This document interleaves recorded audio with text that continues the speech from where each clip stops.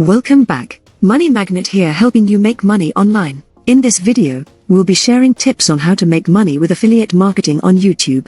Tip 1. Choose a profitable niche. The first step to making money with affiliate marketing on YouTube is to choose a profitable niche. Look for products or services that have high demand, low competition, and offer generous affiliate commissions. Tip 2. Create helpful content for your audience. To promote your affiliate products, you'll need to create helpful content for your audience. This can include reviews, tutorials, or demonstrations of the product in action. Be honest and transparent with your audience about your affiliate partnerships. Tip 3. Include your affiliate links in your video description. When promoting your affiliate products, be sure to include your affiliate links in the video description. This makes it easy for your viewers to click through and make a purchase. Tip 4. Engage with your audience. Engage with your audience by responding to comments and questions. This builds trust and credibility with your audience, which can lead to more affiliate sales. Tip 5. Track your results and optimize. To maximize your earnings with affiliate marketing, you'll need to track your results and optimize your strategies accordingly. Use tools like Google Analytics to track your clicks and conversions, and make adjustments to your content and marketing strategies based on your results. And there you have it.